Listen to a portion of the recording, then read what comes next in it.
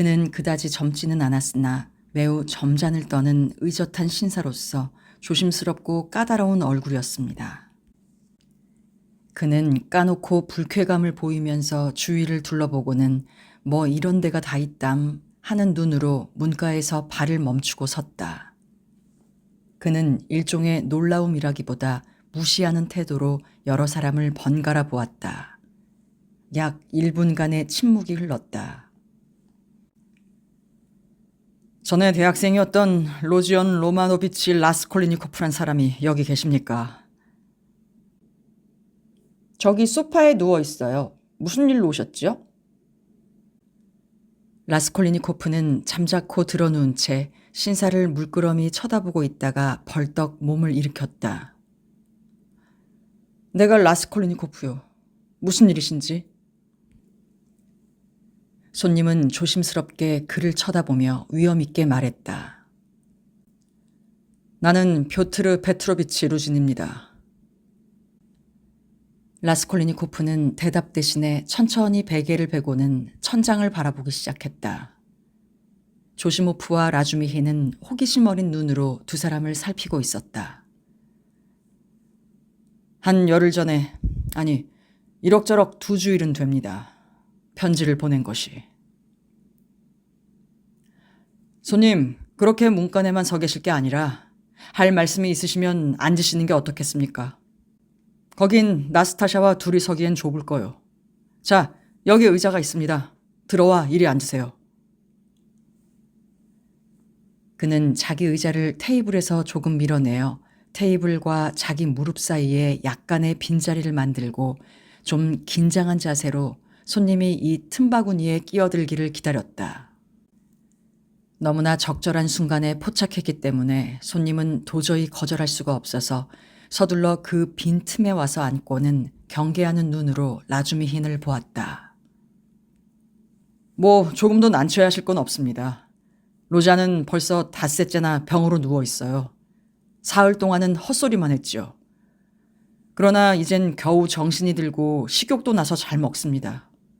여기 이 사람은 의사인데 지금 막 진찰을 하는 참입니다. 나는 로자의 친구인데 역시 전직 대학생. 지금은 보시다시피 환자의 간호를 하고 있죠. 그러니 우리는 염려 마시고 말씀을 하세요. 무슨 일로 오셨는지. 라주미히는 분명한 어조로 말했다. 고맙습니다. 그러나 내가 여기 앉아 얘기를 하면 환자에게 지장이 없을까요? 하고 루지는 조시모프를 돌아보았다. 아니요, 도리어 기분 전환이 될지 모릅니다. 이렇게 말하고 그는 또 하품을 했다. 이제 괜찮아요. 아침부터 줄곧 제정신이니까요. 하고 라주미힌이 말을 계속했다. 그의 친절에는 꾸밈이 없는 순박함이 엿보였기 때문에 루지는 잠깐 생각하고 말하기 시작했다. 어머님께서는 내가 그곳에 있을 때 당신에게 편지를 쓰기 시작하셨습니다. 그래서 나는 여기에 도착한 후에도 일부러 4, 5일 방문을 늦추었습니다. 모든 것이 당신에게 전달된 후에 찾아뵙는 것이 좋으리라고 생각해서지요. 그런데 지금 찾아뵙고 보니 뜻밖에도. 알고 있어요. 알고 있어요. 갑자기 라스콜리니코프는 참을 수 없는 불쾌감을 나타내며 입을 열었다. 그럼 당신이군요. 당신이 두냐 신랑감이군요. 알고 있답니다. 그러니 이제 그만. 루지는 정말 화가 치미는 모양이었으나 잠자코 있었다. 그는 라스콜리니코프의 말이 무엇을 의미하는지 생각해 보려고 애쓰는 듯했다. 잠깐 침묵이 흘렀다. 그 사이 라스콜리니코프는 뚫어지게 상대를 관찰하기 시작했다. 루지는 이 수도에서 신부를 기다리는 동안 한껏 멋을 부리려고 애쓴 흔적이 완연했다. 그의 복장은 모두가 새로 만든 훌륭한 것뿐이었다. 그의 얼굴은 아직 싱싱하고 훤해서 45이라는 나이보다 훨씬 젊어 보였다. 라스콜리니코프는 짓궂은 냉소를 띠고 루진을 관찰하다가 눈을 천장으로 돌렸다. 루지는 참고 있었다. 이러한 괴이한 태도에는 전혀 신경을 쓰지 않으리라고 마음먹은 듯 천연덕스러운 표정이었다. 당신이 이런 상태에 있는 것을 유감으로 생각합니다. 그는 애써 침묵을 깨뜨리려고 다시 입을 열었다. 괜찮으시다는 것을 알았더라면 좀 더 빨리 찾아왔을 텐데. 그러나 너무 바빴답니다. 게다가 변호사 사무로 대법원 소송 사건을 맡고 있기 때문이죠. 그래서 어머님과 누이 동생께서 오시기를 몹시 기다리고 있는 중입니다. 라스콜리니코프는 약간 몸을 움직이며 뭔가 말하려는 얼굴엔 흥분의 빛이 나타났다. 루지는 잠깐 말을 멈추었으나 다시 계속했다. 아무 말도 나올 것 같지 않아서 다시 말을 이었다. 그래서 우선 두 분을 위해서 미리 숙소를 정해놓았죠. 어디에다가? 야카디약한 목소리로 라스콜리니코프는 물었다. 여기서 아주 가까운 거리지요. 바카레예프 소유인 건물인데. 거긴 보즈네센스키 거리야. 셋방이 전문인 2층 집이지. 유신이라는 상인이 경영하고 있어. 나도 가본 적이 있어. 라주미힌이 가로채고 나섰다. 예, 맞습니다. 셋방이지요. 아주 지독한 집이지. 더럽고 냄새나고 게다가 수상한 집이지. 때때로 이상한 소동까지도 왕왕 벌어진다고. 나도 한번 어떤 소동에 휩쓸린 적이 있어. 하긴 싸긴 싸더군. 나는 이곳에 익숙하지 못해서 사정을 상세히 조사할 순 없었지요. 그렇지만 내가 잡은 방 2개는 아주 깨끗합니다. 잠깐 빌리는 것이니까요. 나는 벌써 우리들이 앞으로 거처하게 될 집도 봐놓았습니다. 그런데 지금 그 집은 수리 중이라서 나도 그동안은 셋방에서 고생하고 있지요. 나의 젊은 친구 안드레이 세면노비치 레베자트니코프의 방에서 동거하고 있습니다. 아주 사랑스런 청년이지요. 나는 페테르스부르크에 약 10년 만에 왔어요. 여러 가지 새로운 경향과 사상이라든가 이러한 것을 접촉하기 위해서고 역시 페테르스부르크에 살지 않으면 안 되겠더군요. 보다 많은 실제적인 정신 같은 것은 없어요. 라주미힌이 말했다. 선에 대한 염원이나 또한 사기꾼들의 무리가 득실거리긴 하지만 그래도 아직 결백한 정신도 찾아볼 수 있으나 실제적인 정신만은 역시 없습니다. 당신의 의견에는 동의할 수가 없군요. 나 개인적인 견해를 말한다면 우선 새롭고 유익한 사상이 보급되고 있어요. 현대는 향상, 즉 말하자면 진보를 이루고 있지요. 적어도 과학이나 경제상의 진리에 있어서도. 그만둡시다. 나도 역시 기지가 풍부한 편은 못 되니까요. 날카롭게 라줌힌이 가로챘다. 이젠 그만두기로 합시다.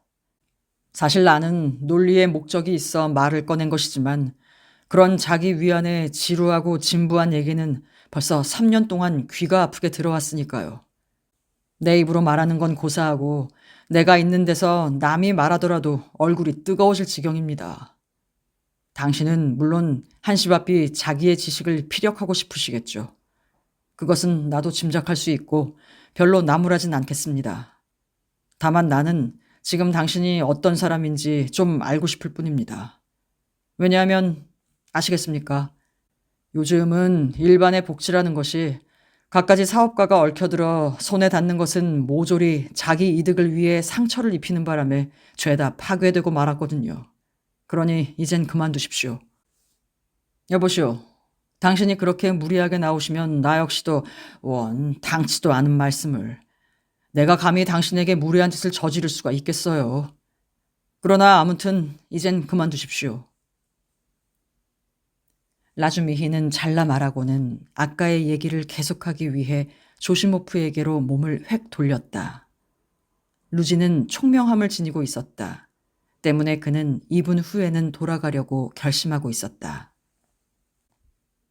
오늘은 초면으로 인사를 나눴습니다. 몸이 나으신 후에 아시고 계시겠지만 우리는 평범한 관계가 아니므로 보다 더 깊이 친숙하게 되기를 기대하겠습니다.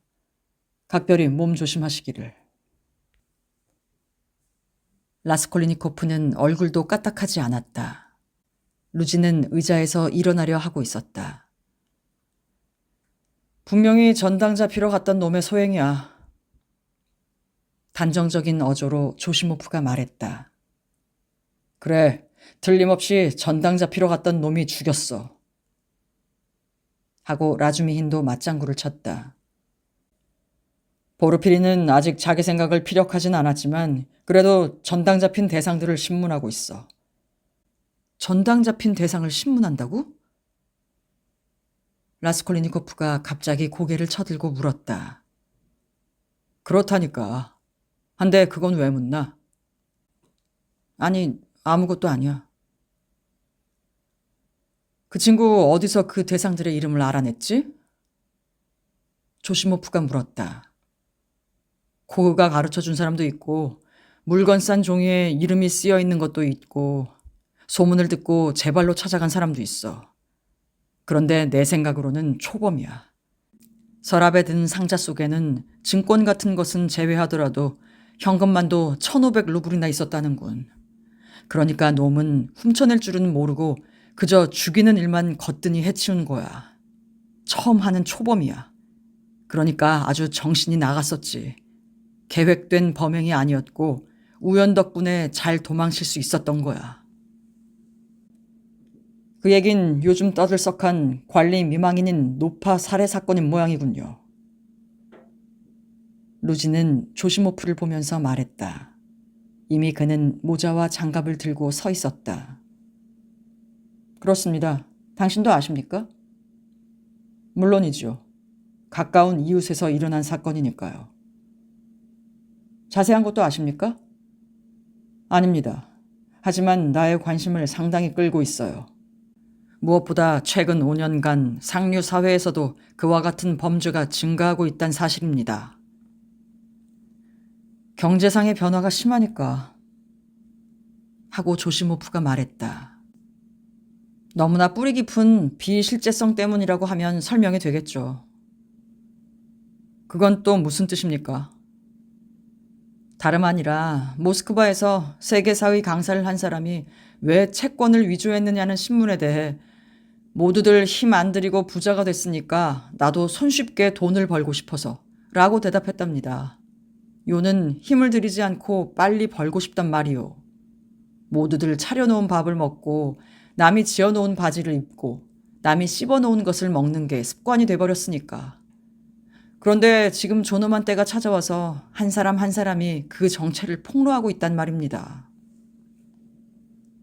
그러나 도덕이란 것이 있지 않습니까?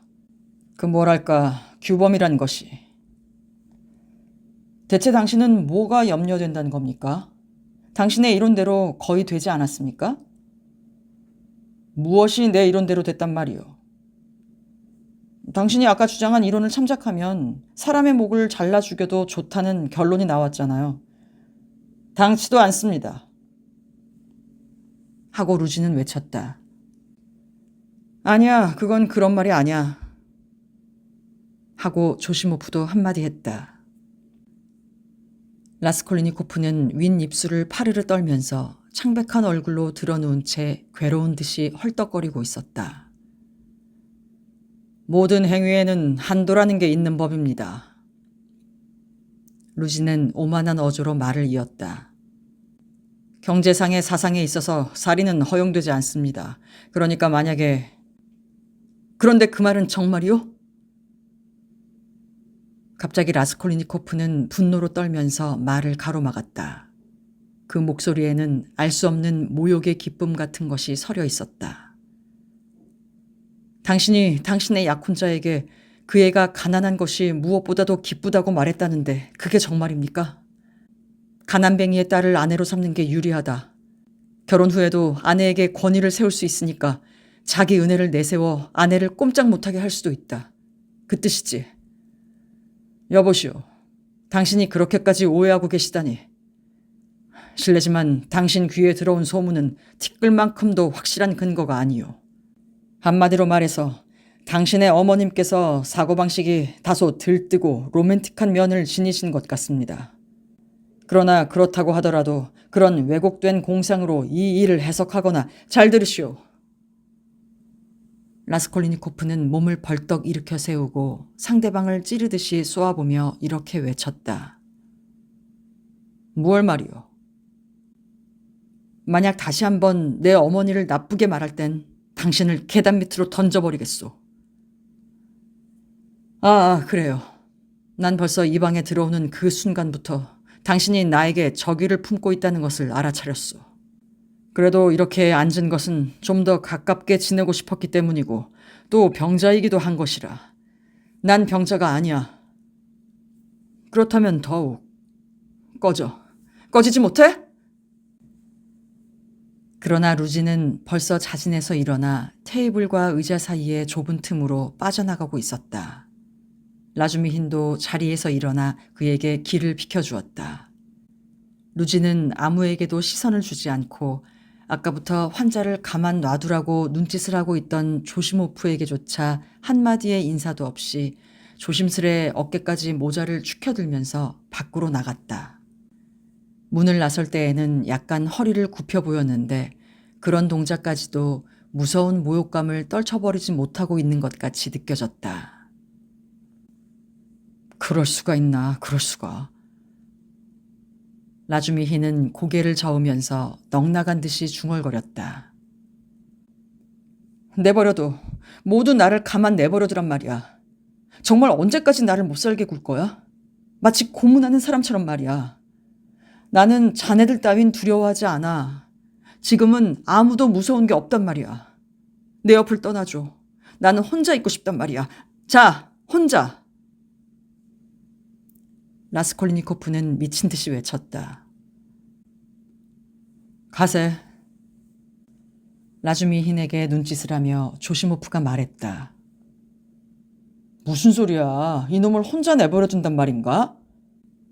가자니까. 조시모프는 완강히 되풀이 말하고는 황급히 나가버렸다. 라주미힌은 조금 생각해보는 얼굴이더니 곧 그의 뒤를 따라갔다. 환자의 말을 안 들어주면 재미없는 일이지. 계단까지 나왔을 때 조시모프는 이렇게 말했다. 흥분시키면 안 되니까. 도대체 어떻게 된 셈이야? 무슨 충격이라도 받은 모양이지? 아까는 그렇게 기분이 좋은 듯 하더니만. 여보게, 그 친구 뭔가 마음에 꺼림칙한 게 있는 듯해. 뭔가 무겁고 괴로운 것이. 그 점이 염려되는군. 틀림없어. 어쩌면 그 신사, 루진 씨 때문인지도 모르지. 얘기를 들어보니 그 신사는 그의 누이 동생과 결혼할 모양이던데 로자는 병이 나기 직전에 그 문제에 대한 편지를 받았나 봐. 그래, 나쁜 순간에 왔어. 그자가 모든 걸 엉망으로 흔들었는지도 몰라. 그런데 자넨 눈치챘었나? 라스콜리니코프는 다른 일에는 전혀 무관심하고 말이 없지만 단 한 가지에 흥분하고 있어. 바로 그 살인 사건이야. 그래, 맞았어. 알아차리고 말고 몹시 흥미를 가진 반면 겁도 먹고 있어. 그놈은 병이 난 날 경찰서장한테서 처음으로 그 얘기를 듣고 놀라서 졸도까지 했으니까. 여보게, 그 얘기를 저녁 때 좀 더 상세히 들려주게. 그 다음엔 나도 할 얘기가 있네. 이 환자는 참으로 흥미 있어. 30분쯤 후에 다시 들리겠네.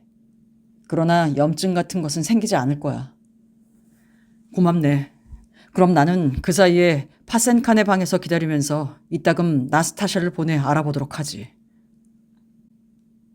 라스콜리니코프는 혼자 남게 되자 괴로운 눈으로 초조한 듯이 나스타샤를 바라보았다. 나스타샤는 아직도 나가지 않고 있었다. 차는 더 드시지 않겠어요? 하고 그녀가 물었다. 나중에, 난 지금 푹 자고 싶어.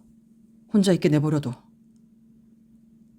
그는 몸을 떨듯이 벽 쪽으로 획 돌아 누웠다. 나스타샤도 방에서 나갔다.